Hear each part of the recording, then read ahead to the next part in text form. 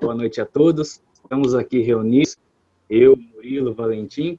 Estamos fazendo o estudo do livro Gênesis, de Allan Kardec. Fizemos a introdução e hoje iremos gravar aqui.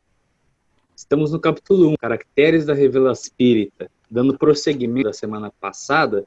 Então, partiremos do item 8. A gente está estudando aqui Caracteres da Revelação Espírita. Afinal, o que é a revelação? Né?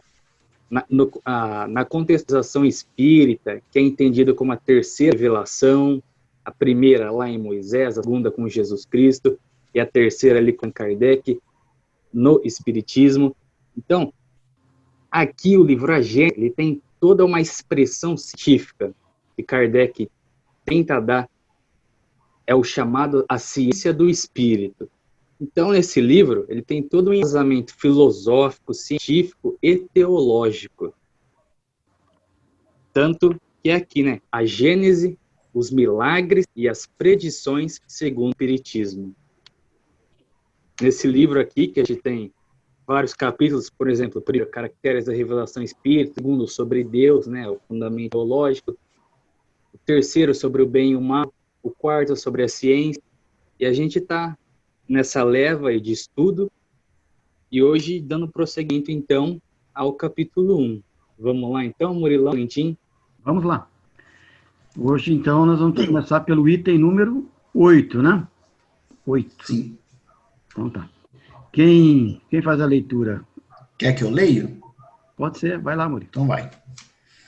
Todas as religiões tiveram seus reveladores, e estes, embora longe estivessem de conhecer toda a verdade, tinham uma razão de ser providencial, porque eram apropriados ao tempo e ao meio em que viviam, ao caráter particular dos povos a quem falavam e aos quais eram relativamente superiores. Apesar dos erros das suas doutrinas, não deixaram de agitar os espíritos e por isso mesmo de semear os germes do progresso, que mais tarde haviam de desenvolver-se ou se desenvolverão à luz brilhante do cristianismo. É, pois, injusto se lhes lance anátema em nome da ortodoxia, porque dia virá em que todas essas crenças tão diversas na forma, mas que repousam realmente sobre um mesmo princípio fundamental, Deus e a imortalidade da alma, se fundirão num grande e vasta unidade, logo que a razão triunfe dos preconceitos. Infelizmente, as religiões têm sido sempre instrumentos de dominação.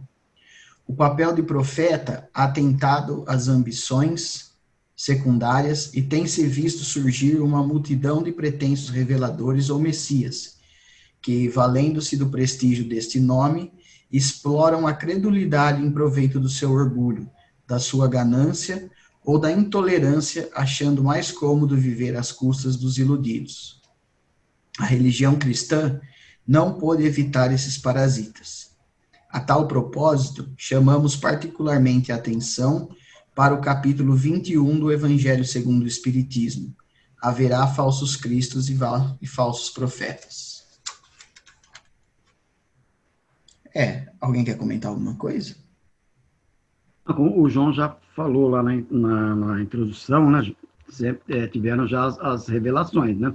A primeira com Moisés, a segunda com Jesus, e que o Espiritismo é a terceira revelação.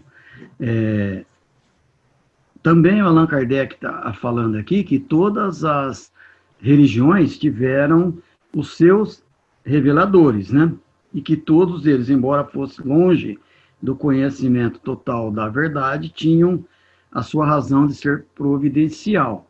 Então, como toda religião parte do princípio de que tem um revelador, toda filosofia parte do princípio que tem um revelador. A doutrina espírita tem um revelador, se assim podemos dizer, que é um diferencial, porque ela não foi revelada por um homem, né? Ela foi revelada por uma pleiade de espíritos superiores. Então, ela tem essa diferença em relação às outras. Mas o Kardec deixa claro aqui, né, que nem todas os reveladores são detentores de todo o conhecimento, mas que todas as revelações têm um fim providencial, porque ela é adequada a cada período, a cada época, né? De acordo com o progresso da humanidade. Então, vem tendo essas revelações. O Espiritismo, por exemplo, essa revelação chegou no momento que a humanidade estava preparada para recebê-la. Sim. Eu achei interessante aqui quando ele fala assim, né, que dia virá, né, em que todas essas crenças, né, tão diversas na forma, né, elas se fundirão no mesmo princípio, né, que é Deus e a imortalidade da alma. Né? Então, quando ele fala assim, né, logo que a razão triunfe ao preconceito, né, então essa ideia de Deus e da imortalidade da alma, ela vai ser uma ideia, não vou falar iguais, né, em todas as religiões, mas assim, vai ser mais comum, né? Uma ideia mais comum. Né? O contexto vai ser o mesmo, né? O conceito de Deus e de imortalidade vai ser o mesmo, né, em todas as religiões, né? Não que vai existir uma religião só, né, mas esse conceito vai ser meio que afinado, assim, entre todas as religiões, né? E aqui também vale uma ressalva, né, que ele fala sobre o adiantamento, o processo cognitivo de cada povo. Não adianta nada, por exemplo, na época de Moisés, ter tido uma mensagem do estilo, do caráter de Jesus Cristo, que nem amar o próximo como a si mesmo. Imagina você chegar lá para um guerreiro e falar para você tem que amar seu próximo, você tem que amar seu inimigo também. Não. Então, as mensagens vão decorrendo de acordo com o grau de evolução moral e intelectual. E a questão do gênio, que vale ressaltar que a gente falou a semana passada, e tem dois.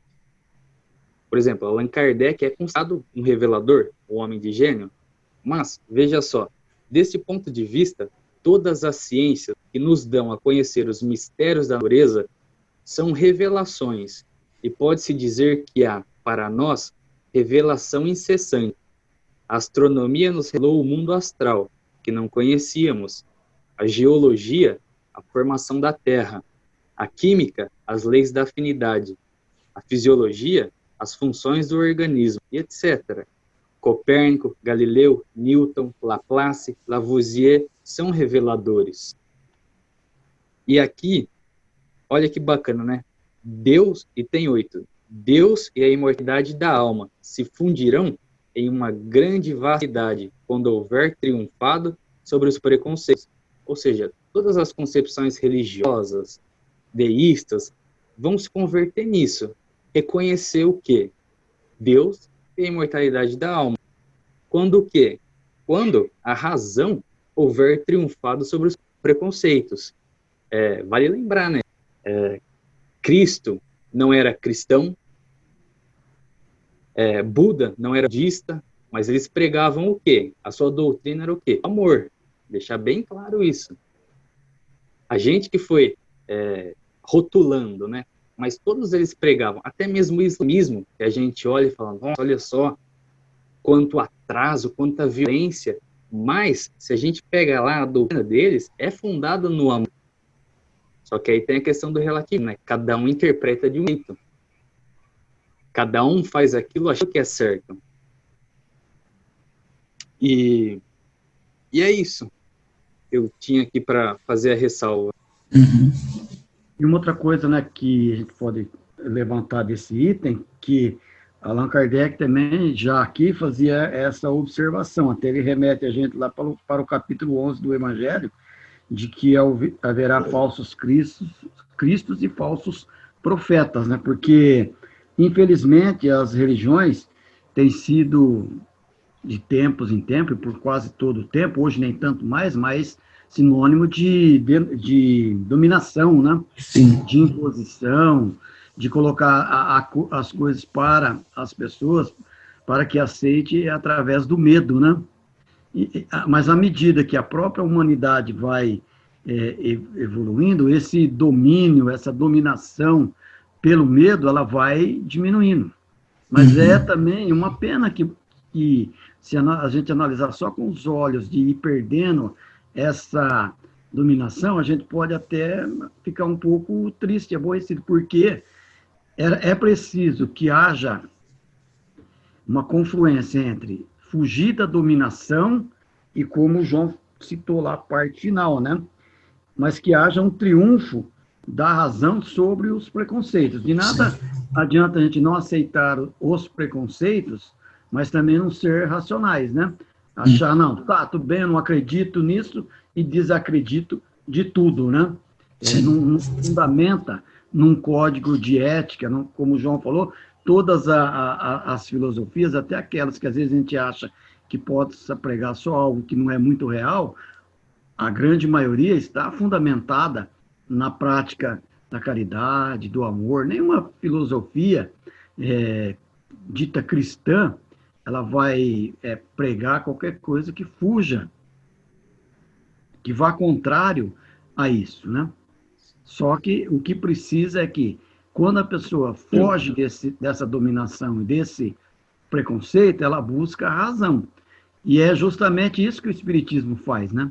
Para nós, conclamar a gente a buscar, a sermos racionais. E ele já advertia lá, né? A religião cristã não pode livrar-se desses parasitas, ou seja, daqueles que se infiltrariam e falariam em nome dela para tirar proveito próprio. E isso existe até hoje. E isso já existia lá quando Allan Kardec elaborou a Gênese, senão ele não ia fazer essa observação, né? Isso que eu ia comentar, essa parte, justamente falando assim, trazendo para a atualidade, né? Com tudo isso que esses escândalos que aconteceram agora, envolvendo pessoas que são ligadas, né, à religião, à denominação cristã, né, vamos dizer assim. Então, a pessoa, as pessoas atacam o cristianismo, né? Falando, esses cristãos, né? Mas como o João falou, a essência do cristianismo e de várias outras religiões e filosofias é o amor, né? Só que você não tem culpa que você tem pessoas que nem ele fala assim, pessoas que tentado pelas ambições secundárias, né, acabam colocando os pés pelas mãos, né, e usando o nome, por exemplo, de Jesus, ou em outras religiões, usando o nome de outras, né, das outras pessoas que eles seguem, né. E aí o interessante é isso que ele fala aqui no final, que o Valentim falou, né? A religião cristã não pode evitar esses parasitas, né? Assim como em outros meios, no meio acadêmico também tem os parasitas que você não pode evitar. Na política tem os parasitas que você não pode evitar, que estão nesse meio, né? Mas infelizmente eles existem. Então você não pode condenar, que nem condenar o cristianismo por conta, né, desses parasitas, como ele diz aqui, né? E aqui, né, ele fala sobre os falsos cristos, os falsos profetas, porque Kardec, já é época ali, século IX, escreveu o Livro dos Espíritos em 1857. A igreja, não assim o catolicismo, mas a igreja enquanto instituição, até o século XIX, ela era muito influente na vida das pessoas. Voltando lá atrás na história, Idade Média, a gente pega, para você ter ideia, tinha vendas de indulgência. Só para você ter ideia, a pessoa poderia ter sido um grande pecador, entre aspas, aí, durante a vida, ser ruim, ter matado, roubado, feito o que for. Mas, se no dia ali, perto da morte, ele arrependesse e fosse lá na igreja, pagasse uma pequena parcela, que é a indulgência, comprasse sua indulgência, ele teria o seu pedaço garantido no céu. Olha só para você ver como que tinha da alienação ainda, né? E até o século XIX isso ainda era muito influente. quem quiser assistir ao filme Kardec vai perceber ainda quão forte a posição da igreja enquanto instituição. E mais uma ressalva aqui, e tem 8, e complemento o que os dois falaram. Nossa, parece aqui que Kardec escreve como se ele estivesse lendo de fora, né? Por que ele não falou que o espiritismo é religião máxima? E quando a razão tiver triunfado, todos serão espíritas. Porque, veja, primeiro, o espiritismo não é uma religião. O espiritismo é uma doutrina que se baseia no tripé: ciência, filosofia e teologia. Teologia cristã. A moral cristã. Então, e vale até lembrar, que o Kardec fala, né? Que o espiritismo não está acabado. É um instrumento do homem, é a fé raciocinada, a fé através da razão. Ele vai percebendo que religião não caminha sozinha, tem que caminhar junto da ciência também, da filosofia, tem que ter essa união, porque no fundo é o conhecimento humano, é o progresso humano.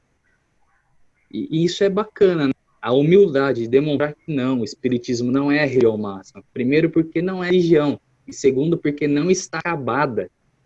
Ela vai progredindo de acordo com o progresso do ser humano. Era essa observação que eu queria fazer. No dia 30 de setembro, né? Todo mês de setembro, lógico, no dia 30, comemora-se o aniversário da Reforma Protestante, né? Que foi exatamente que Martinho Lutero, né, se revoltou contra a Igreja tradicional, a Igreja Católica, pela cobrança das indulgências, né, da onde surgiu aí o protestantismo. Depois vieram todas essas ramificações que aí hoje existe, o neo-evangelismo, veio uma série de outras religiões, né, entre aspas, mais evangélicas, mas o princípio de tudo aconteceu exatamente contrário, por serem contra a cobrança das indulgências. Já era um pensamento diferente naquela época, né? Mais buscado pela razão, pela lógica, porque é o que o João falou aí, né, João? A pessoa cometia os maiores delitos, aí ficava lá no purgatório, talvez, né? E aí alguém aqui pagava, e ele, através das orações dos outros, supostamente, ele galgava outro degrau lá, né? Eram as chamadas indulgências, né? Agora, aquele que não tinha como pagar, estava ferrado, aquele ia ficar por ali mesmo e tudo bem, condenado. Né? São avanços, né? Porque fases, e é importante isso daí. Foi importante ter a reforma, é importante surgir o protestantismo. E é importante que surjam outras correntes religiosas, outras maneiras de pensar. Então, como o João também aí deixou claro, você também falou, o Kardec não teve a pretensão de falar que o espiritismo era a melhor religião ou a religião do futuro. A ideia do espiritismo é que todos se convertam para um mesmo pensamento, né? Uma crença em Deus, fundamentar a sua crença em Deus e na imortalidade da alma. Você acreditando em Deus e na imortalidade da alma, logicamente, diante disso, já vai ter uma consequência moral, aquela parte religiosa, porque Deus é amor. E se nós somos imortais, o nosso motivo de aqui estarmos, de sermos criados, é de estarmos sempre evoluindo, né? E aí a doutrina espírita vai além, porque acrescenta aí os outros ingredientes que as outras não acrescentam, que é a reencarnação, que é a lei de causa e efeito, que é o progresso constante do espírito. É o que o João falou, né? Quando ele citou o islamismo, o budismo, né? E qualquer outra religião, né? Até, inclusive, né? As que talvez sofram maiores preconceitos, que são a de matrizes africanas, né?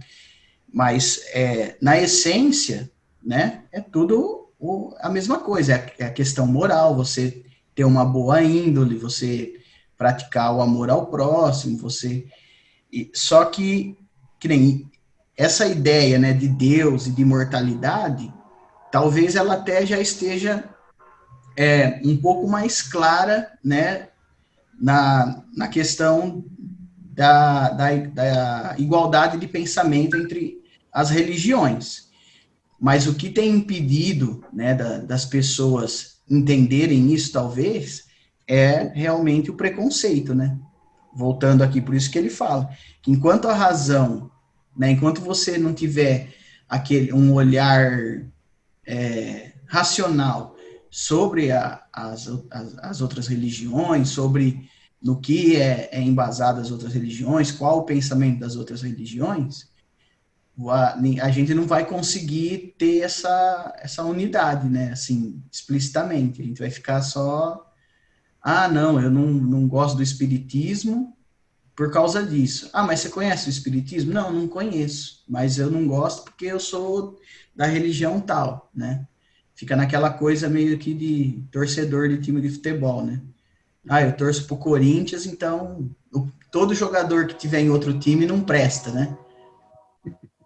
É bem assim.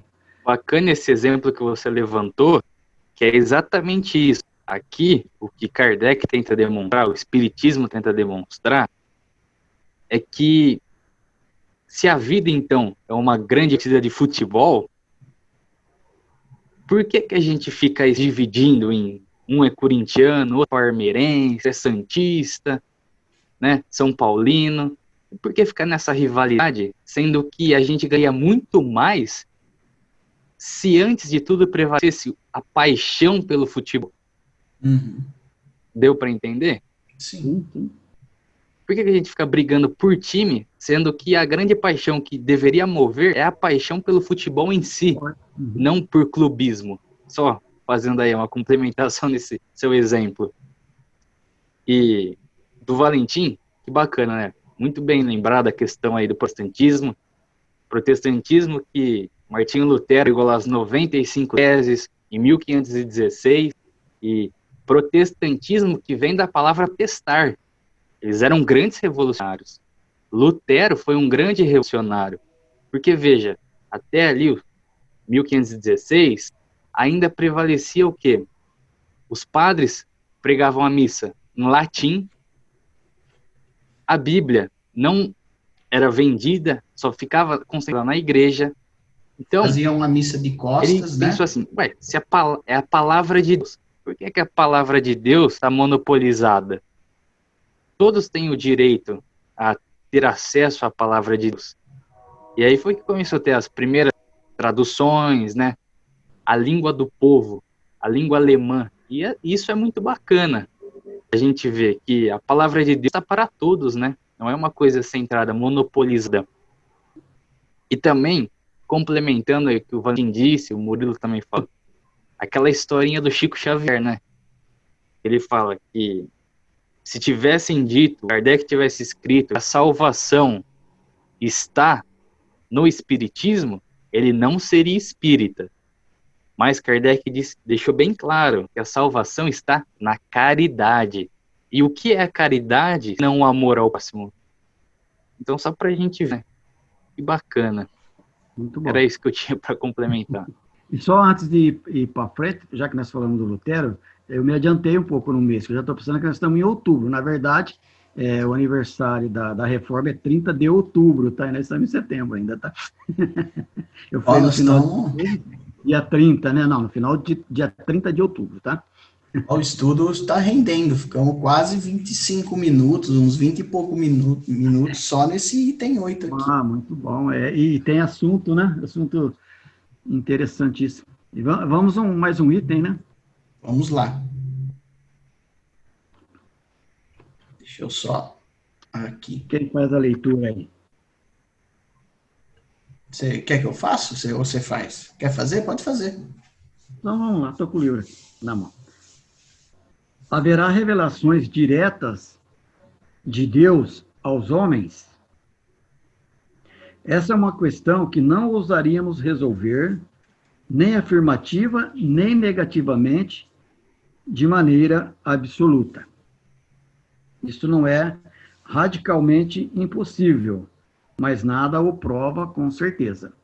Por quê, né? Talvez já essa iniciativa aqui de Kardec, logo comentando aqui no início do item 9, né? Porque tem muitos aqui na Terra que se julgam capazes de serem representantes diretos de Deus, né? De receber direto de Deus as informações. Mas ele também, Kardec, como era o bom senso encarnado, como foi classificado por Camille e Flammarion, né? Ele também não descarta de um todo, não, porque ele diz, isso não é radicalmente impossível. Isso é. Muito boas obras do Camille. Fazer um merchandising aqui. Mas não ousaríamos, né? Porque nada prova com certeza. O que não será duvidoso é que espíritos mais aproximados de Deus pela perfeição se compenetram do seu pensamento e possam transmiti-lo. Então é diferente, né? Porque à medida que, né, o espírito vai evoluindo, ele vai se aproximando mais de Deus. E aqui eu gosto sempre de fazer uma observação quando eu falo isso, que a gente vai se aproximando de Deus. É como que a gente se aproxima de Deus? Porque um dos atributos de Deus, segundo a própria doutrina espírita, o livro dos espíritos, é de que ele é imaterial. Então, você vai chegar perto dele se ele é imaterial. É compreendendo, entendendo a sua lei, né? A lei de Deus. Aí, como ele falou aqui, ó, quanto mais pela perfeição se compenetram do seu pensamento e possam transmiti-lo. À medida que você vai evoluindo, mais você compreende a lei de Deus, melhor você pode transmitir essa lei. Quanto aos reveladores encarnados, segundo a ordem hierárquica a qual pertence ao grau de seu saber pessoal, eles podem aurir instruções em seus próprios conhecimentos, ou recebê-las dos espíritos mais elevados, e também dos mensageiros diretos de Deus. Esses, falando em nome de Deus, muitas vezes têm sido tomados como o próprio Deus. Essas espécies de comunicações, nada tem de estranho para quem conheça os fenômenos espíritas e a maneira pela qual se estabelecem as relações entre os encarnados e os desencarnados. As instruções podem ser transmitidas por diversos meios: pela inspiração pura e simples, pela audição da palavra, pela apresentação visual dos espíritos instrutores nas visões e aparições, seja durante os sonhos, seja em vigília, como na Bíblia, no Evangelho e no livros sagrados de todos os povos. Tem vários exemplos, né, dessa natureza. Assim, é rigorosamente certo dizer que a maior parte dos reveladores são médiuns inspirados, auditivos ou videntes. Entretanto, não se deve concluir daí que todos os médiuns sejam reveladores, e muito menos intermediários diretos da divindade ou dos seus mensageiros. Valente, eu achei interessante, voltando aqui, quando você falou, né, como se aproxima de Deus, né? Aí ele fala aqui, né, os mais próximos de Deus, pela perfeição, se imbuem do seu pensamento e podem transmiti-lo, né? Aí entra aquela questão, né? Será que, sei lá, basta só você dizer assim, eu acredito em Deus e tá tudo bem, né? Ou será que uma pessoa que é totalmente agnóstica ou não fala, não, eu não acredito, assim, na concepção, né, que se tem de Deus, né, personificado, vamos dizer assim, né, aquele Deus velhinho de barba branca com cajado, e a pessoa fala, não, eu não acredito nesse Deus, só que ela é uma pessoa que, mesmo se dizendo não crente, né, mas as suas atitudes demonstram que ela é uma pessoa que age com respeito, com caridade, que age com moral, né? Será que isso não a torna mais próxima de Deus do que talvez uma pessoa que se diga, inclusive, representante de Deus? Exatamente. É uma questão que eu achei interessante, assim, né? Quer falar, Jota? Não? Não, outra coisa que ele fala aqui, né, que, por exemplo, o Espírito está falando, o mensageiro, o revelador, né, no caso aqui está falando das revelações, ele pode aurir instruções de seus próprios conhecimentos, né? Ele pode aurir instrução para dar para os outros naquilo que ele já tem da sua própria bagagem espiritual. Porque existe uma diferença, né, entre, embora seja usado quase que como sinônimos, entre intuição e inspiração. A gente fala, o Espírito me deu uma intuição. Não, intuição é aquilo que é seu. Já está coisa sua. O Espírito te dá inspiração, certo? Uhum. A gente até fala errado, né? Eu fui intuído, né? Não, a gente foi inspirado. Então, a pessoa tem bagagem, muitas vezes, tem conhecimentos que está ali em estado dormente, mas que é de outras, muitas vezes até de outras encarnações. Mas à medida, e como falou ali no parágrafo anterior, que ele se aproxima do pensamento de Deus, à medida que ele vai evoluindo, que ele vai progredindo, ele vai com mais facilidade tendo acesso a essas informações que está ali em estado latente, que está lá no seu inconsciente. Elas afloram com mais facilidade. Então, a gente não vê que tem pessoas que têm a facilidade para oratória. Tem pessoas que têm a facilidade para orientar alguma pessoa em determinado assunto. E aí, a pessoa conversa com a outra, fala as coisas, e depois ela fala, nossa, parece que, sei lá, veio vindo as coisas para me falar, do nada, né? Ele pode estar sendo inspirado, ou ele pode simplesmente estar tirando dele mesmo o conhecimento que ele tem guardado. E aí, é lógico que a inspiração também ajuda você a lembrar, mas aquilo está guardado dentro de você. Então, eles estão falando em nome de Deus. Muitas vezes, têm sido tomados como o próprio, e são sido tomados, às vezes, como o próprio Deus, né? E aí, depois ele vai falando aqui, né, que não tem nada de estranho, que são os fenômenos espíritas, né, que se estabelecem entre as relações entre os encarnados e os desencarnados. Mas é bom frisar o finzinho aqui, né? Assim, é rigorosamente certo dizer que a maior parte dos reveladores são médiuns inspirados. Então, aquilo que eu falei, são inspirados pelos espíritos. São auditivos, né? Ou ouvem, ou veem, são videntes. Entretanto, não se deve concluir daí que todos os médiuns são reveladores. Porque o fato de ter mediunidade não quer dizer que está em condição de fazer revelações. Aí depende da moral, depende do estágio evolutivo e depende do que e o que aquela pessoa está fazendo com essa mediunidade. Que mediunidade, né? Como a própria definição do livro dos médiuns, é ser intermediário entre o mundo material e o mundo espiritual. Sim. Mas nem sempre as inspirações vindas do alto são as melhores, né? Depende também como está aquele que recebe, com que canal ele está sintonizando. Então, entretanto, não se deve concluir daí que todos os médiuns sejam reveladores, e muito menos, é isso que eu queria frisar, intermediários diretos da divindade ou de seus mensageiros. Sim. Eles podem ser intermediários diretos de espíritos que não tem nada a ver com a vontade de fazer a humanidade progredir. Os mensageiros de Deus e de Jesus.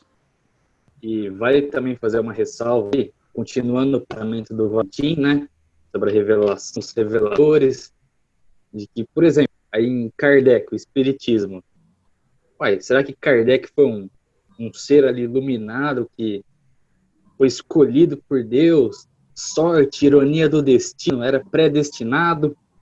Veja, para você usar uma ferramenta, para fazer a coisa certa, você tem que usar a ferramenta certa, né? Senão não vai adiantar nada. Kardec era pedagogo, gramático, linguista, filósofo, ele dava aula de química, de anatomia, de fisiologia, astronomia, ou seja, era um cara gabaritado, capacitado, estudado, é um cara que tinha o seu conhecimento, a sua bagagem intelectual e moral para poder estar fazendo uma missão, uma obra dessa envergadura, né? E sobre a revelação lá, qual o caráter que Vão ter reveladores, os falsos profetas, né, que vão falar em nome de Deus, mas que não serão verdades.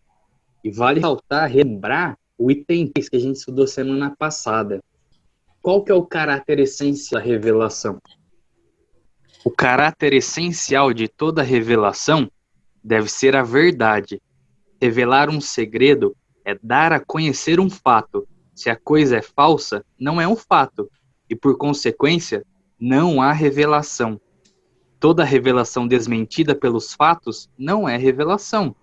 Se é atribuída a Deus, e Deus não podendo nem mentir e nem enganar, ela não pode emanar dele. É preciso considerá-la como produto de uma concepção humana. Então, só essa ressalva aí. Perfeito. E o João enumerou aí todas as qualidades que o Kardec tinha. Como eu disse, não foi um escolhido um qualquer, né, para que fosse o codificador do Espiritismo, que trouxesse essa terceira revelação. Já era um espírito devidamente preparado para isso. Mas, mesmo assim, lá no livro Obras Póstumas, tem que, em determinado momento, Kardec ficou preocupado em talvez não dar conta do recado com as palavras dos nossos dias, né? E perguntou ao espírito protetor dele, e o Zéfiro falou, não, você fica tranquilo, porque se você falhar, outro vai fazer a tarefa, porque os desígnios de Deus não repousam sobre a cabeça de um homem. Tem muitos aí que acham que os desígnios de Deus são a cabeça deles, e eles são os escolhidos. Mas olha, né? Kardec, um homem tão preparado, como o João mostrou aí, ficou preocupado em determinado momento, o Espírito falou para ele, não, se você falhar, a obra vai ter que... A revelação vai acontecer, ela vem, porque o desígnio de Deus não está sobre a sua cabeça, não está sobre a cabeça dos homens. E o Valentim, nessa historinha aí também, vale lembrar que ele deu uma cutucada em Kardec, né? Para ele abaixar um pouco a vaidade, porque ele não é uma cocada do deserto, a última bolacha do pacote. Se ele falhar, terão outros. Ele não é o fim da história. E vale ressaltar também que eu nem lembro se o João falou, a parte de ser uma pessoa ética, né? Uma pessoa reta, né? De caráter, né? Desprendida.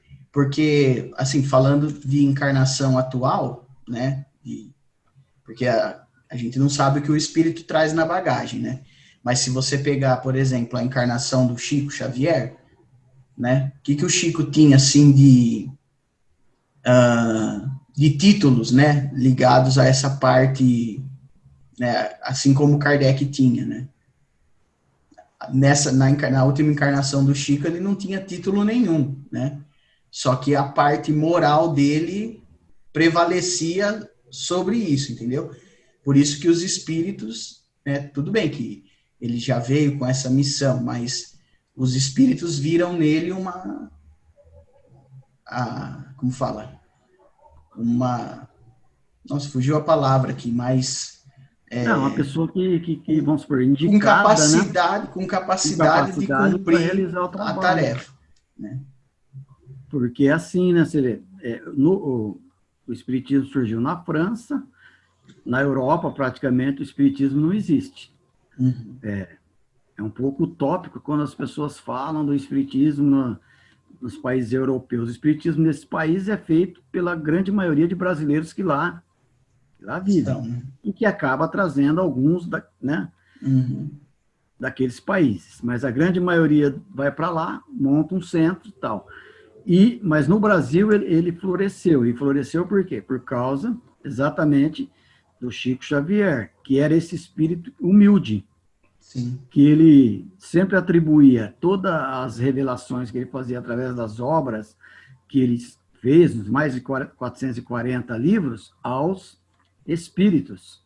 Uhum. Porque se ele fosse um homem vaidoso também, uma pessoa vaidosa, que lá em 1917, né, quando ele começou, 27, quando ele tinha 17 anos, quando ele começou as suas psicografias, se ele se envaidecesse, talvez tivesse para ele a mesma resposta que teve para o Kardec, né? Ó, você não se preocupa que o outro vai fazer, porque o desígnio de Deus não está na cabeça de um homem. Mas as pessoas certas são escolhidas nos lugares certos, né? Sim. Ele veio com toda aquela humildade, às vezes até aceitando algumas coisas de outras religiões para conviver sempre de uma maneira fraterna, para fazer com que o espiritismo chegasse ao ponto que chegou hoje aqui no Brasil, né? Talvez o espiritismo no Brasil tenha fugido um pouco da sua origem, da vontade, né, se assim posso dizer, de Kardec. Isso é algo muito racional mesmo, que há uma parte do espiritismo, uma vertente, que caminhou muito para o lado assistencialista, para o lado religioso, e abandonou esse lado científico, de estudar, de pesquisar, de ver nas revelações os seus verdadeiros fundamentos. Então, tem um pouco daqueles que aceitam um pouco, muito de tudo, né? Para estar bem com todo mundo. E, na verdade, a ideia do espiritismo, a ideia da revelação espírita, a ideia de Kardec dos espíritos superiores, é que o espiritismo não seja apenas mais uma religião, mas que seja uma filosofia de formação de opiniões que sejam capazes de transformar e de modificar a sociedade. Essa é a finalidade do espiritismo. Então, por isso que ele fala aqui no final, né? É bom sempre frisar isso, que nem todo médium é um revelador, porque tem muitas revelações aí que não servem para nada, né? E às vezes até assinadas e ditas como sendo espíritas, mas que não está revelando nada, está só misturando ou só copiando o que já foi revelado. Isso, frases assim, frases de efeito que percebe-se que não tem inspiração nenhuma, assim, do alto, né? Em Kardec, ali, quem pegar para estudar direitinho as obras, mesmo ali o próprio Livro dos Espíritos, você prestar atenção nas respostas, você vai perceber o Espiritismo, primeiro, a doutrina, tripé, né? Filosofia, religião, ciência, e que ele é um instrumento, o Espiritismo é um instrumento, uma ferramenta, um meio que você pode estar usando, utilizando na busca do progresso moral e intelectual, através do quê? De interrogar a própria consciência.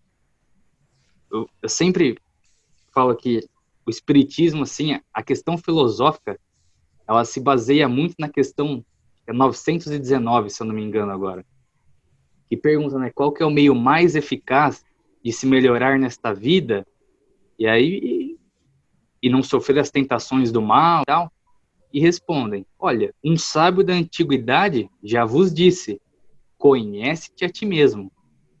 Então, só para a gente ver, né, esse caráter filosófico que é interrogar, bater de frente com a nossa própria consciência, usar o espiritismo, esse caráter teológico, na busca do aprimoramento de nós mesmos, na busca de uma conduta melhor, de uma personalidade mais íntegra, para ter a harmonia interior e exterior, né? Ter aquela harmonia social. Eu acho que é isso, o espiritismo. Com certeza. Quer ler o 10? Vamos parar por aqui e deixar... Vamos parar por aqui, porque senão não vai dar aquele tempo também, né? Isso. Tá. E ficou legal, até o 10. Aí semana que vem, na quarta, a gente faz 10, 11 e vai indo, tá? Tá sendo muito legal, né?